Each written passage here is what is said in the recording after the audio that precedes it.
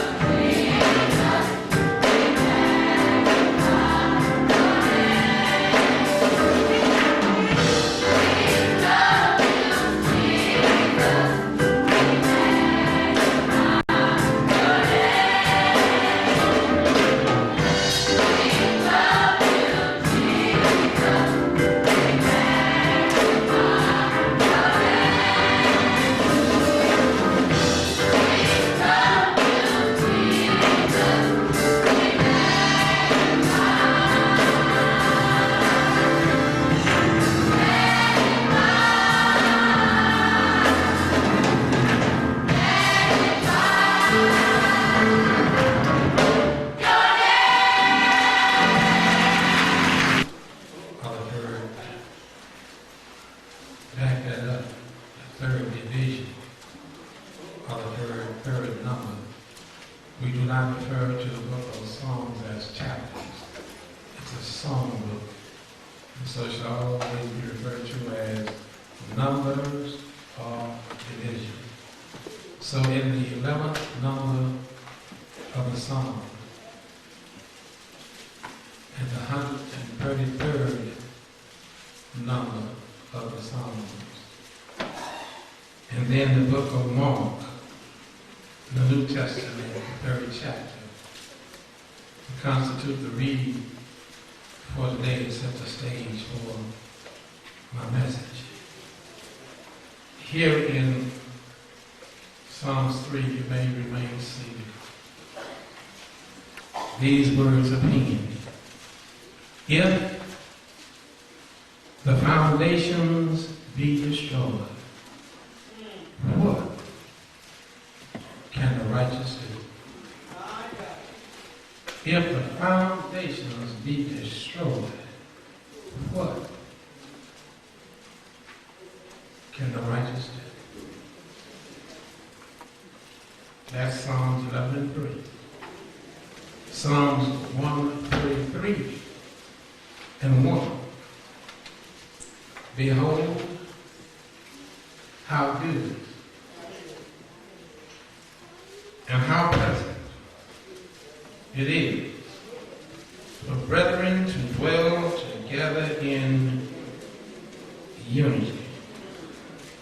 Behold, how good and how pleasant it is for brethren to dwell together in unity.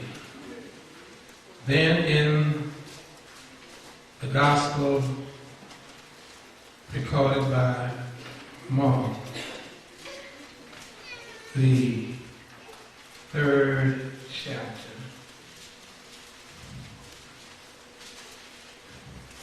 beginning at verse 23.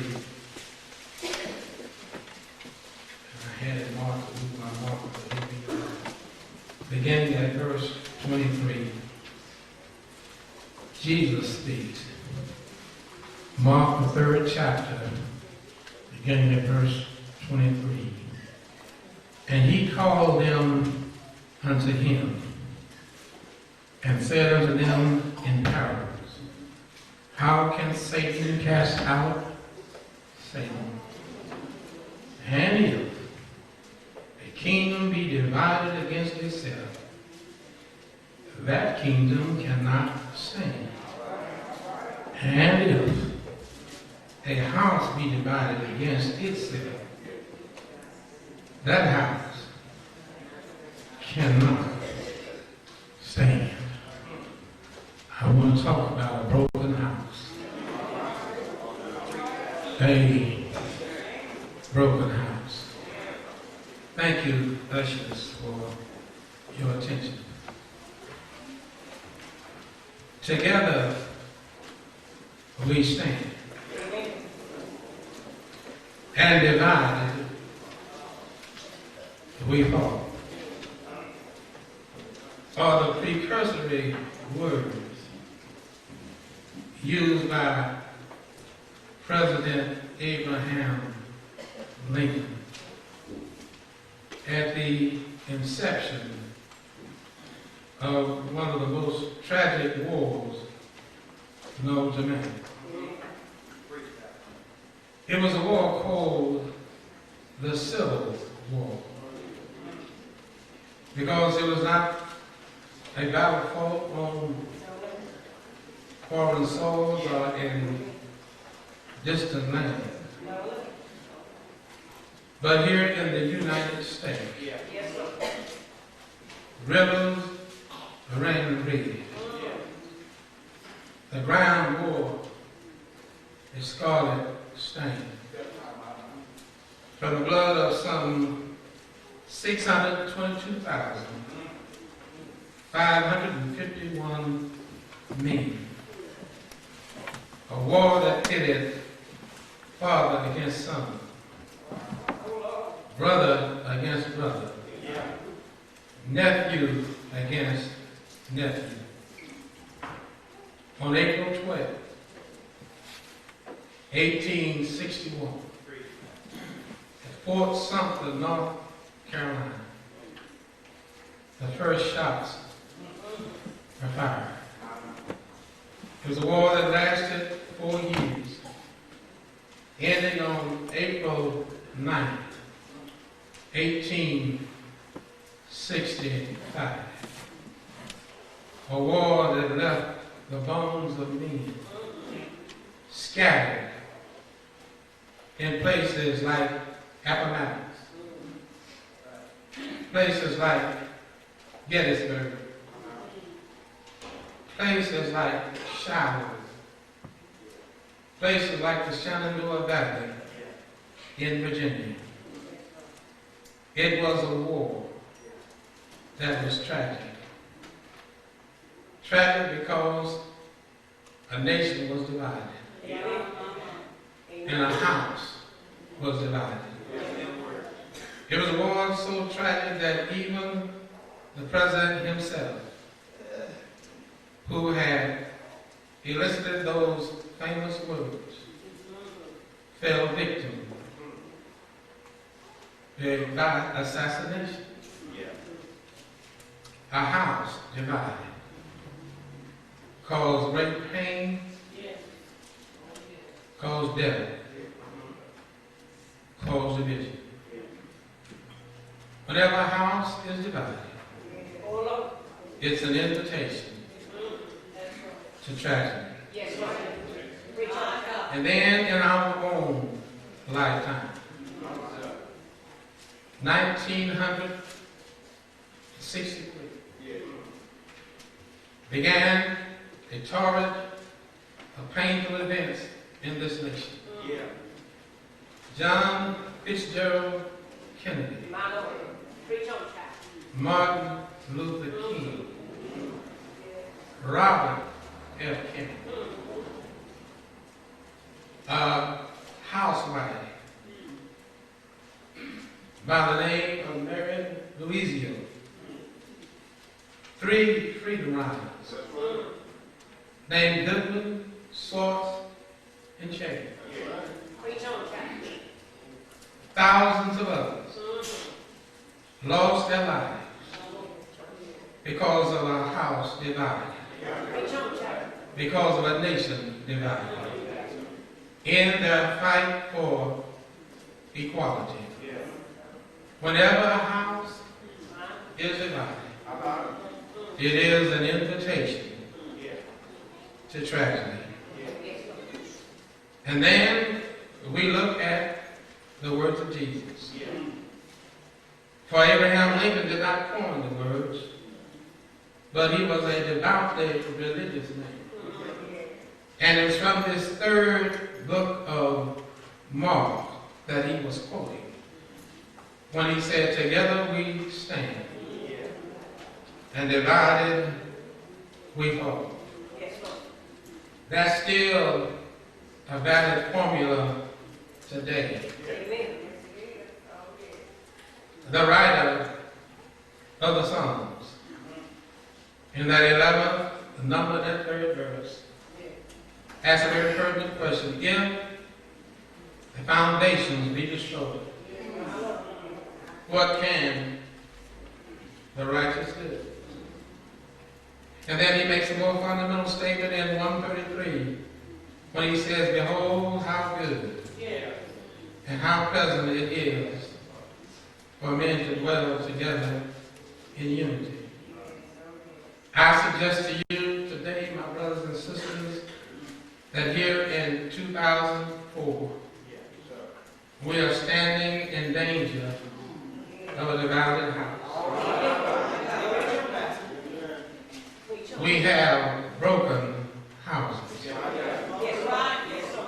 For no longer do we truly adhere to the tenets or the teachings of the Bible.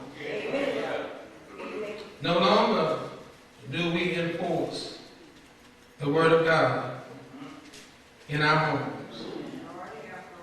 No longer do we teach it. No longer do we have it.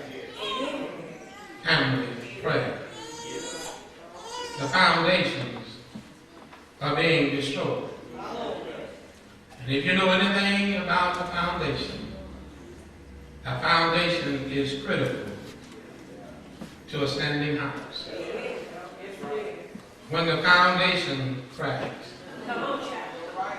the walls begin to crack.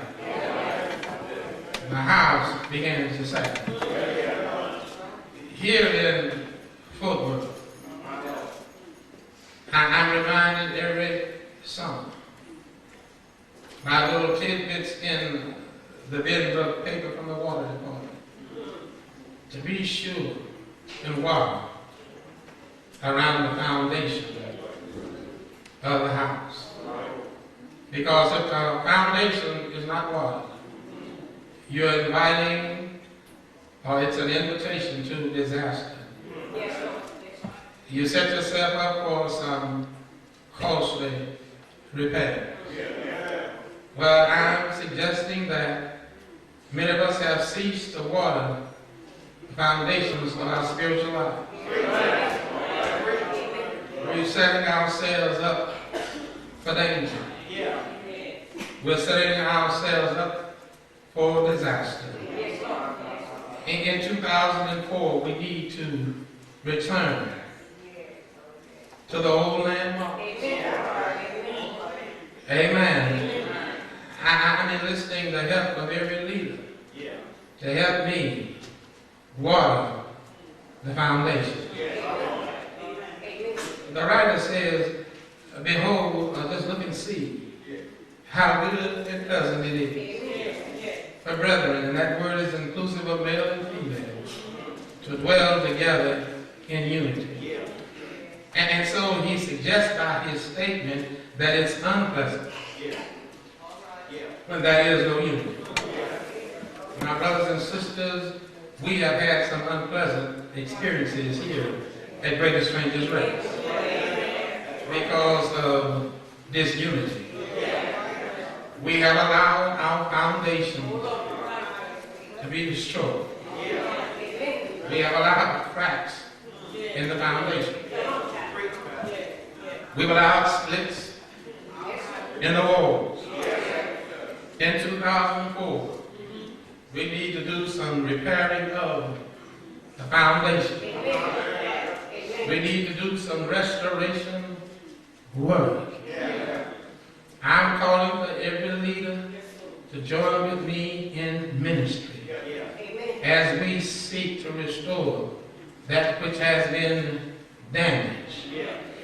That which has been torn down, we can build up. In fact, the Bible says there are some things that need to be torn down in order to build up again something that was better in its place.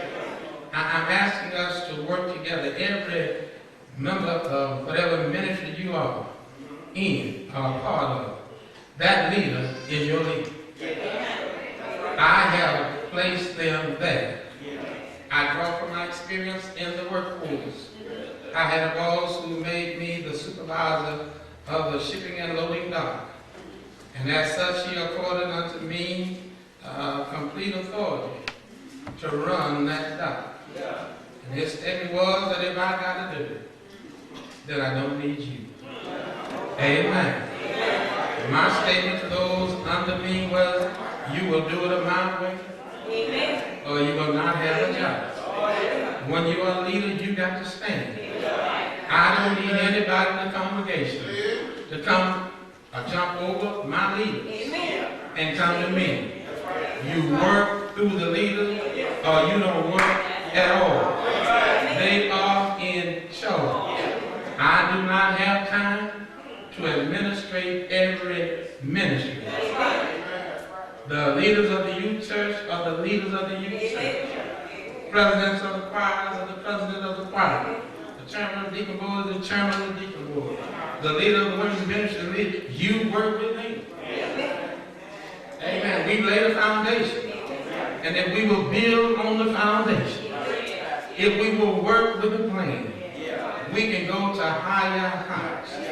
It was Jesus who first said that a house divided against itself cannot stand.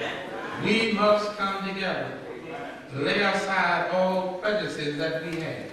If we are who we say we are in Jesus Christ, then personality ought not have any place in this house. We ought not be glory seekers in this house. We ought not be power hungry in this house. We ought to be laborers together in this house. This house ought to be together.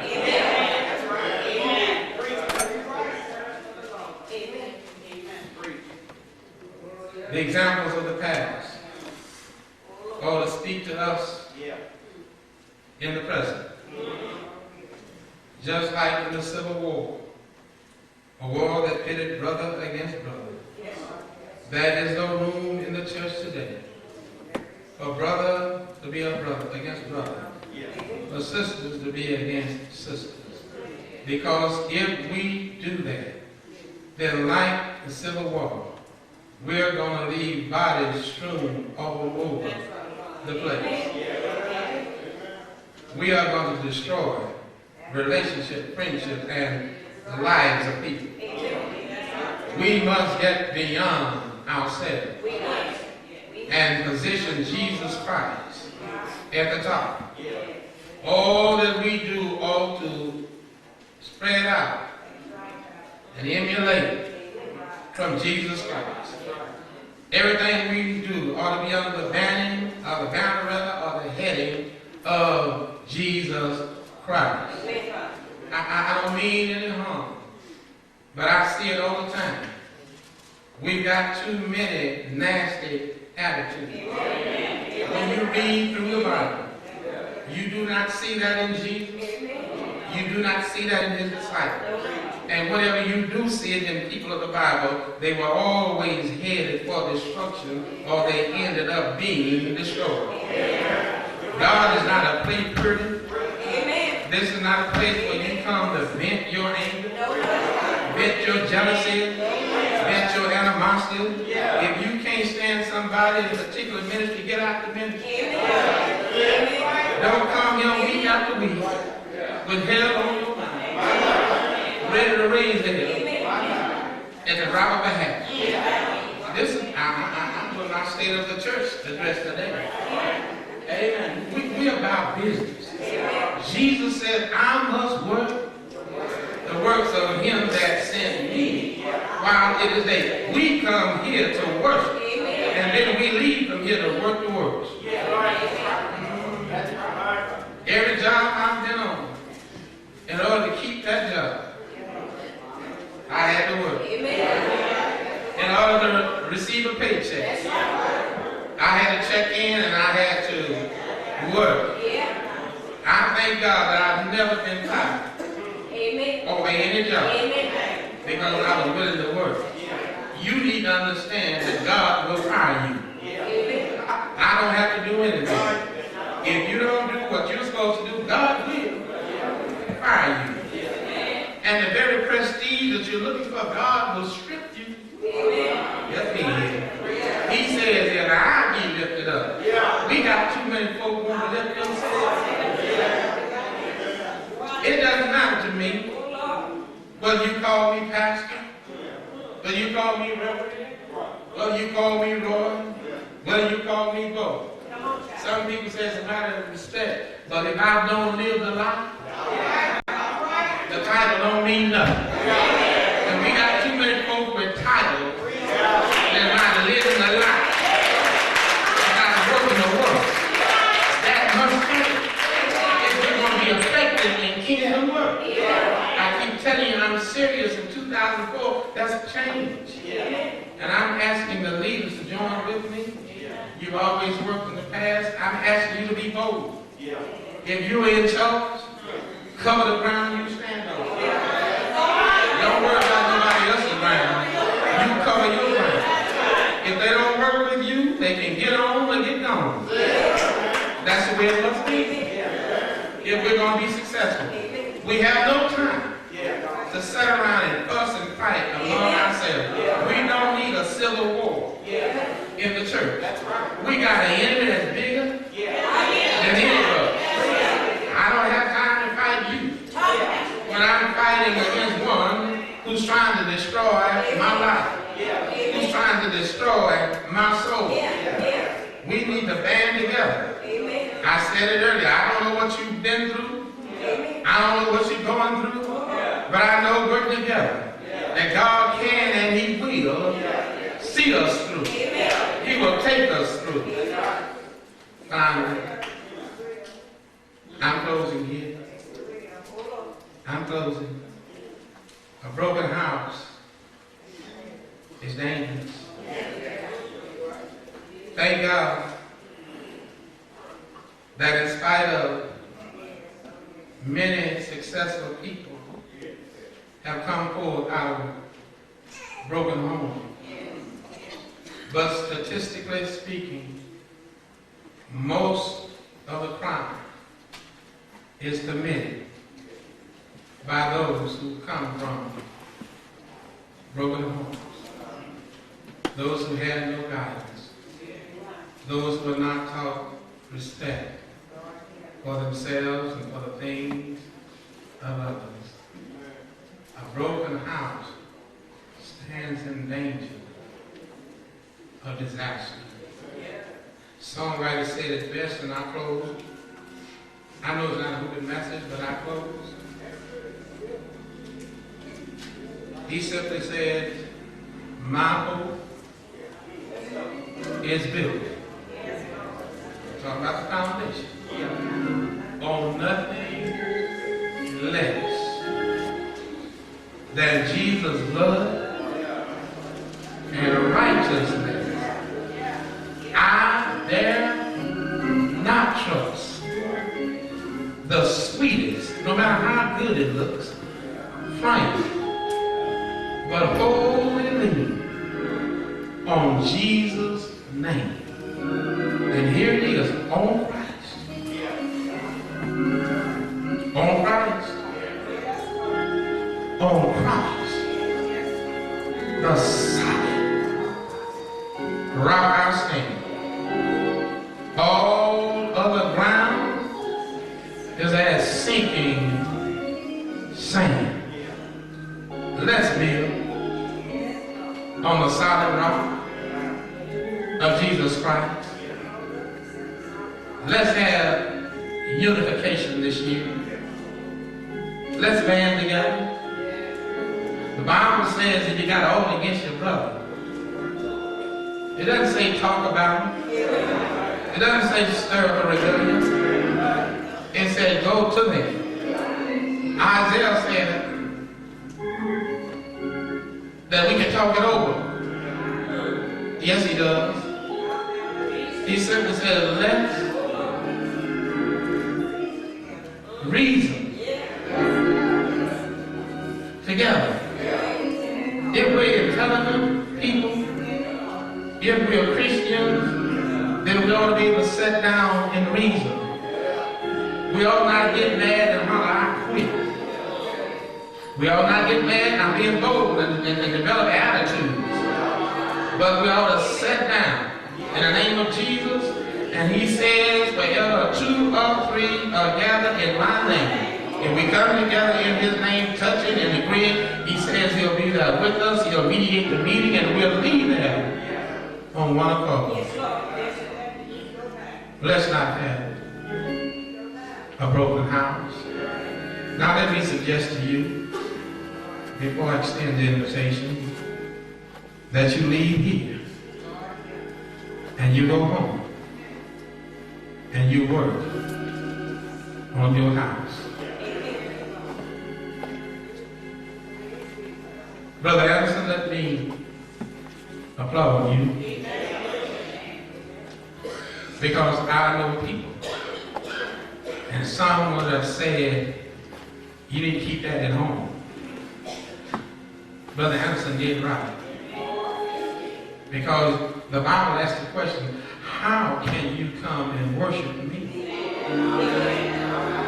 when you got anger, animosity all in your heart?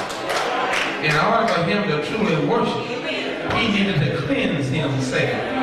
And he ain't the only one who left home this morning angry at a husband or wife. He ain't the only who had a bad experience this morning, how dare you to have the audacity to say that he ought not get himself right with God.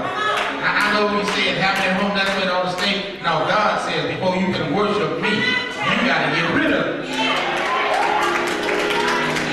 So you did the right thing. You can't stop folk from talking. No matter what I say, you got some folks say, yeah, I don't care what you say, you should have. But I don't worry about that, as long as you know. I admonish you to go home and work on your foundation. Try to fill in the cracks. Try to restore the walls. Try to have unity. And somebody's got to be big enough to say I was wrong. All of us can be little and say I'm not going to apologize, but somebody's got to be big enough, mature enough, Christian enough, saying if it takes saying I'm sorry, I'm sorry. If you do anything else, you're setting the foundation up to be destroyed. A broken house. Let's have a unified house this year. Let's work together. I'm serious. I don't like saying it, but I need to say it. I must say it. And I say it again. If you can't get on board with the ministry, you can't get on, get gone. We don't have time. We're on our way to meet the King. And we will have to give an account of the service we render. I ain't gonna let nobody turn me around. I ain't gonna let nobody come between me and God. Nothing shall separate me from his love. May God bless you as we're standing. We're not asking you to take an oath. You did that when you accepted Jesus Christ in your life. I'm just asking each leader, each ministry, from the deaconship on down, to stand alone. Be the men and women of God that he's calling us to be in these last evil days and unruly times. I'm calling for every mother, every father. Stand and be the guardians of your household. The overseers of your children. Lead them and guide them according to the directives of God. If there's one this morning, as we sing, who will come to Christ, we invite you to come. In case you have fallen, Is there one? the wayside of life, The invitation is extended. dreams and visions shattered, you're all broken inside. You may come as a candidate for baptism, You don't have on Christian experience, or for special prayer and anointing. that you're in. This is your time to come. The potter wants to put you back together again. Oh, the potter wants to put you back together again. Do we have another? In case your situation has turned upside down,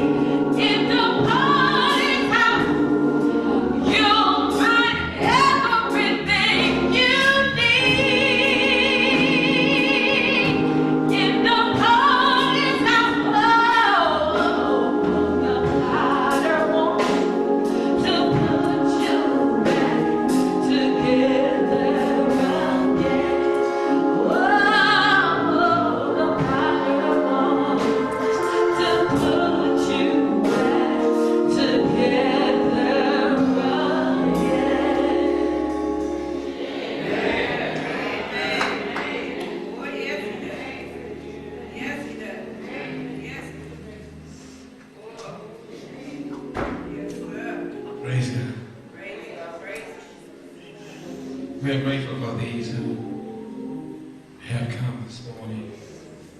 Amen. We're going to take time out and get the names and see their desires and wishes today. Students. Pastor Weston, church family. We have Sister Dunn here. She's coming to intercessory prayer for Sister Denise Ison and the Washington family. Sister Mack, special prayer and anointing. Sister Conway's special prayer and anointing. She's taking her ACT test. We have Sean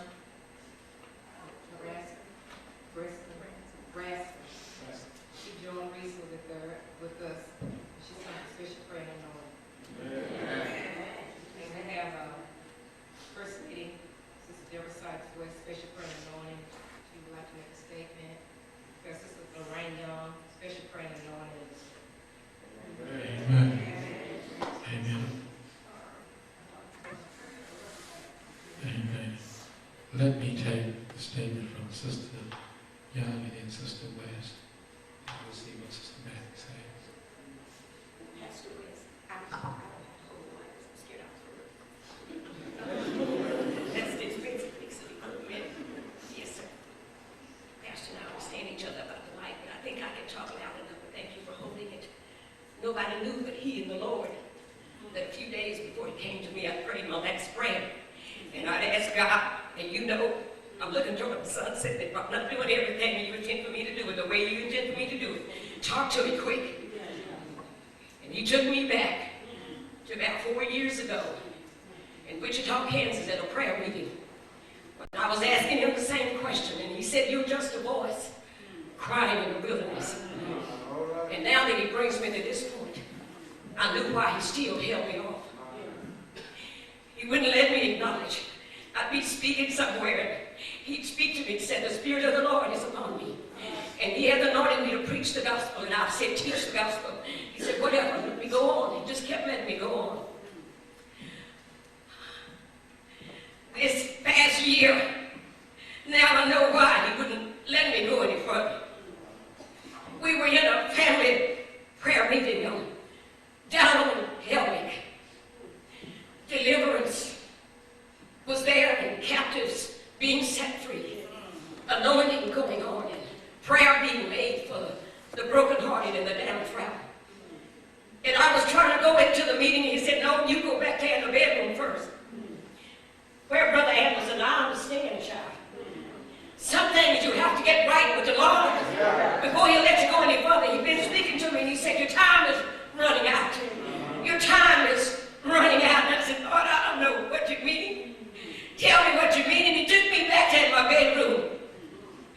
He said, I'm going to tell you what I mean. He said, you've been living for me, but you still got something going on that's against you. He said, you're holding your sins of your husband over his head, and you're holding them against him. You're not the wife I want you to be. And he took me to Adam and Eve. He didn't take me to April the 3rd, 1956. He took me to Adam and to Eve. He said, that's the wife. And then I want you to be. And I went into the kitchen, and I told Daddy and the girls what the Lord had done for me. He had set me free. He had delivered me. And they began to honor their daddy, something they had never done. They began to tell him how much they loved him. So today I say to you, the Spirit began to move over me. He brought these words to my mouth. Delivered. I'm free at last. I've been set free.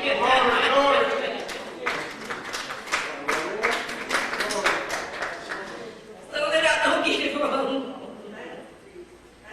Thank you for tarrying with me. I won't bother you again. The Spirit of the Lord is upon me.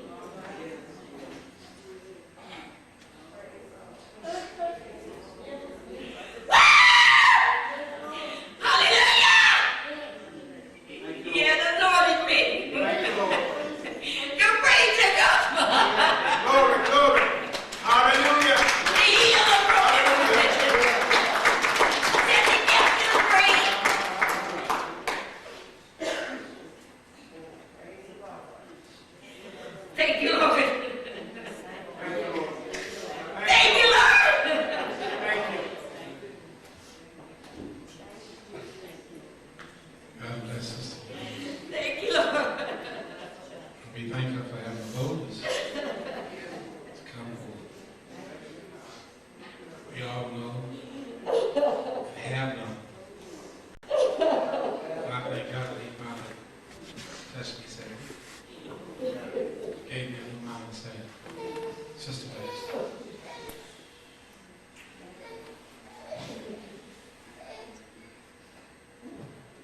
Romans 13:1 reads, "Let every soul be subject unto the higher powers. For there is no power but of God. The powers that be are ordained of God. Whosoever therefore resisteth the power, resisteth the ordinance of God. And they that resist shall receive to themselves damnation. For rulers are not a terror to good works, but to the evil. Wilt thou then not be afraid of the power? Do that which is good, and thou shalt have praise of the same. For he is the minister of God to thee for good.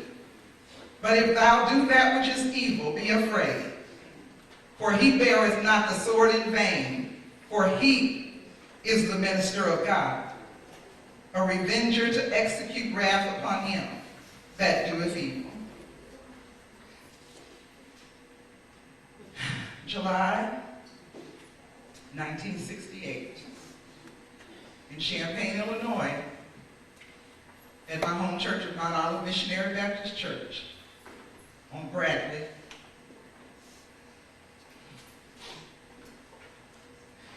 Goodwin Avenues, under the pastorate of Reverend James C. Alford. The Lord laid his hands on me. He called me to come out from among them and to bring forth his word. And for 35 years,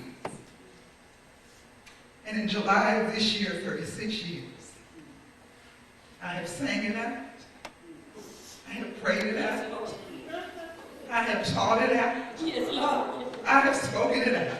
Yes, Lord. It has never been my desire to have a title, Yes, Lord. to be called anything but a child of God. But it has been my desire to live out my days Thank you, Lord. doing the will of the Lord. 20 years ago, March of this year, the Lord directed me to Stranger's Rest. When I got here, I was looking for Jesus. I was looking for rest for my weary soul. I had spent 4 years prior to that in a marriage that was not of God, walking in a way that was not of God, running from what I knew was the call of God on my life. But when you're a girl child, living in a man's world, and when you have to be subject to the rulers and the powers that are, and when you are truly a child of God, and when you've been brought up in the Word, and when you know the Word, you stand any way that you can stand. In obedience to God, in obedience to the shepherd of the house. I've stood at Stranger's Rest for 20 years. I've stood proudly. I've been a wife. I've been a mother. I've been a first lady. I've been a friend. I've been a teacher. I've been a singer. I've been faithful to all that God called me to do. Now, Pastor, in obedience to God's hand on you, I accept the invitation to be licensed in evangelism. I want to walk boldly for the Lord for the rest of my days. I will be honored to have an official document that confirms what God confirmed in my heart 35 years ago. I want to stand right now in the gap in intercession on behalf of Pastor. When you move forth in the Lord, then the powers that be will rise up. But we know that greater is he that is in us than he that is in the world. I've stood for this first 20 years by your side. God has equipped me to be the wife, the mother, to be the spouse. He has equipped me in ministry. And right now, I'm just praising his name. I'm blessing you as the head of my life in marriage and in the house that God set forth. I thank you for the opportunity. I thank the church for accepting it. And I'll walk in honor as God gives me strength for the rest of my days.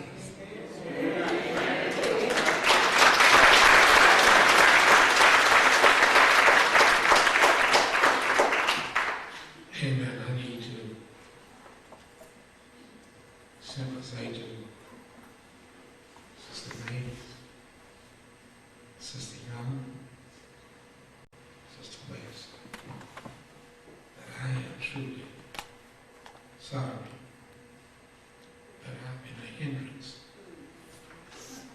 to you in ministry all these years. I am a product of tradition. I was raised by men who had good intentions. So I was told that women in the church had no place, not necessarily by my father, but by times in which I grew up. They had no place in ministry. But as I've grown for myself and studied the Word, my eyes have been opened, and I see it. I've never wanted to be a stumbling block for anybody. And so I purge myself today and say to each of you that you have my full support. Because I don't know what God has for each of you. I don't know what lives can be touched, enhanced through your ministry. I don't know who can be drawn from our darkness into the light. God has his hands upon you, and he has a mission for you. And I pledge as being his servant, that too for the rest of my days I will support the ministry of God. I think it was spirit was simply saying, I don't want to be any more than God has called me to be, but I don't want to be any less. I suppose you to be led. But from this day forward, in all sincerity, I say to the Lord God, I say to you, come what may, I will stand there and support that which he lays upon you. I said to my brethren yesterday in the common minister, I was willing to tender my resignation. I went there to resign. And God moves in mysterious ways. The president had an emergency and I ended up resigning. Out of all the time I've been vice president, I never resided. And the Lord spoke to me and said, don't move. And those young men said, don't move. And those young men said, God bless you, Pastor. Because when we can see a senior pastor like you, willing to stand and make changes as God gives him direction, it's inspiration to us. And it surprised me how they embraced it. God says in his word, in the last days that you need to read, I'm going to do a new thing. And I believe he's doing it. I don't know what other people believe, but I believe it. So again, may God richly bless each of you, and we pledge to work with you together. He created man and woman to be helpmeet, to tend his business in the garden, I believe, to look out for it, and I believe to look out for the world. We need godly examples for men and women for our youth that are coming on. So again,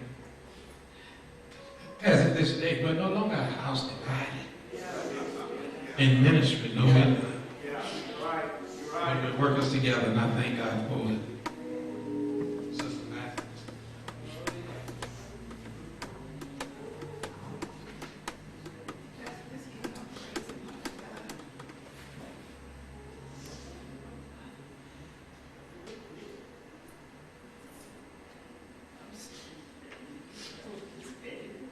Because of God's love, grace, and mercy. Because West, I overworked myself, and I didn't know it had that severe effect on my body. I was walking around and driving with just a lamp, just a little light in my body. I could have dropped dead, but it didn't work. So I've been sick since the 17th of December. But I just kept going. I was going for other people. They were children. I just overworked myself. Okay, I went to the doctor the 19th. After I got off work. He didn't seem to hit the problem. So then I got to talking to God. I said, God, you got to do something for me, baby. I said, because I'm sick and tired of being sick. And so then when I called another doctor, he kept taking me to that Wednesday, which was Christmas Eve. And it didn't matter to me about Christmas, being Christmas Eve. I said, if it's the way I have to spend my Christmas, so be it. But then I began to pray. I said, Lord, don't let it put me in the hospital. I said, I'm going to ask him to let me stay home until 26. But God answered my prayer. So when I got to the doctor's office, they started doing tests and experiments. And it took about an hour to do that. And when the doctor, as soon as the doctor came into the service room, he said, Miss Matthews, your body has shut down on you. And so then he put me on some strong, congested heart pills. He didn't give me Perceptin, because he wasn't intended for me to stay on long.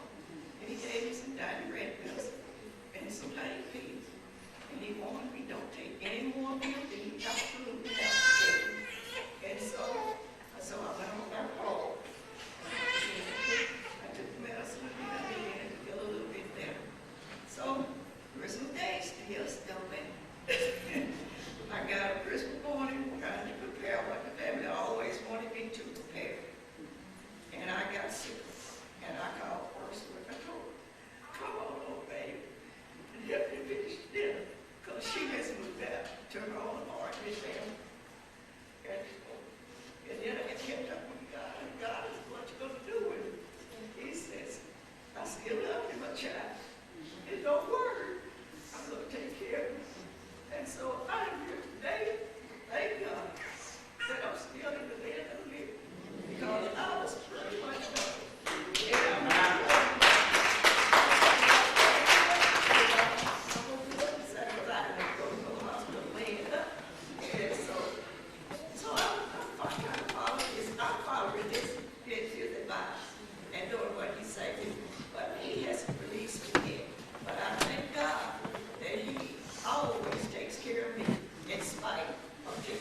When I take care of the people, he takes care of me and watches over me. And Pastor West, I didn't call you because you got so much sickness of your own. But if I had kept going down and still coming up, I would have had one of my family members to call me. But I thank God. My body was ready for pain, but it didn't damage my spirit. Pastor West, you know, a lot of our elders that used to testify, they're dead and gone. And I can sit here in this church and I can still see their faces. And if God does not have somebody to keep testifying and let the young people know that he is able, they're not going to have anything to hold on to. So I tell you, God is good.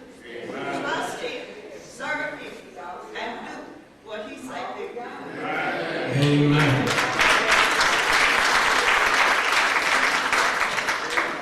James Lee sings, it's been a good day. I got my health and my strength. I know that I'm his child. We thank you. We thank you, each of you. We thank God for what has transpired. We have these who will come without knowing you. I'm going to ask Reverend Davis if he will anoint each of them, Sister Young and Sister West. Sister Davis.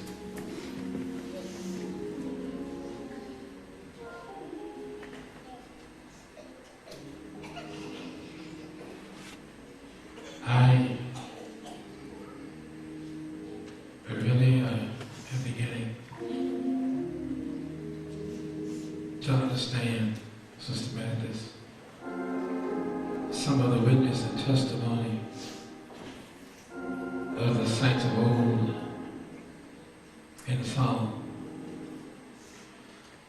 We used to sing a song which said, every day with Jesus is sweeter than the day before.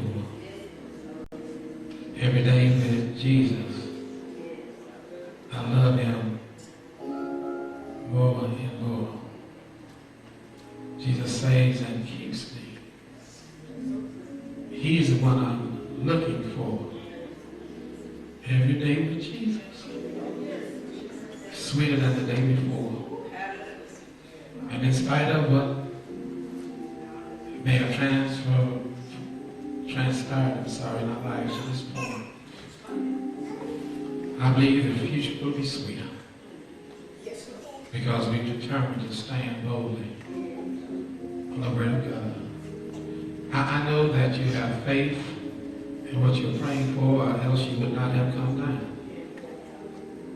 And the Bible says, according to your faith, so shall it be unto you.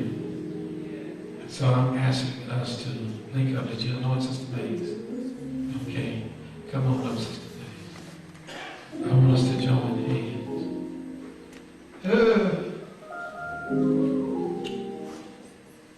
Don't miss. When we're looking at these women of God, that number 3, don't you miss what God is doing. That's what the numbers of completion. That's a number that says God is in it. The Trinity, Father, Son, and Holy Spirit will always be with us, lead us, and guide us.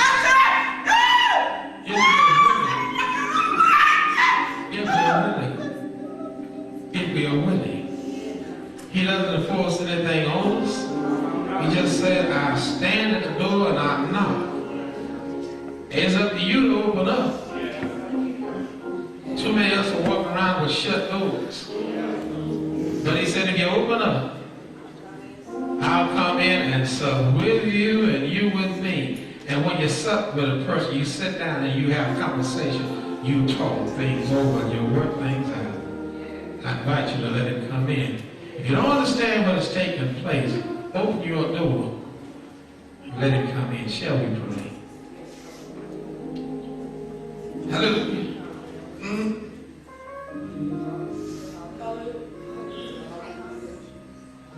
Heavenly Father,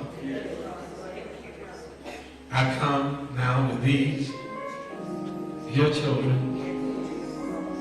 each having come in their own way, in a submissive attitude unto thee, needs varying, but knowing that you are God who can supply all needs. So I ask you right now in the mighty, magnificent name of Jesus, that which is asked of you that you will do, if it be according to your will. Father God, honor each prayer request and help those who are asking to stand strong in their faith, because it's faith in you that is the key that unlocks the doors of blessings.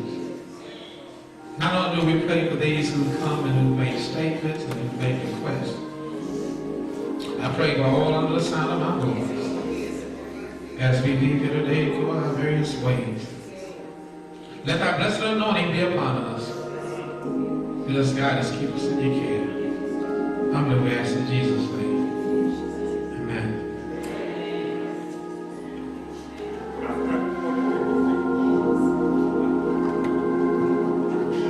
There's a little song that I want to dedicate to Sister Young and Sister Deborah West and also Sister Elaine May. When Reverend Dale Davis preached his first sermon, I dedicate this little song. I want just a verse of a song, Sister West, Sister Young, just before you leave.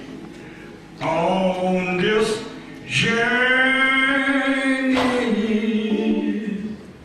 it gets hard sometimes. You got to be willing with a made up mind. The hills get high, you got to keep on climbing.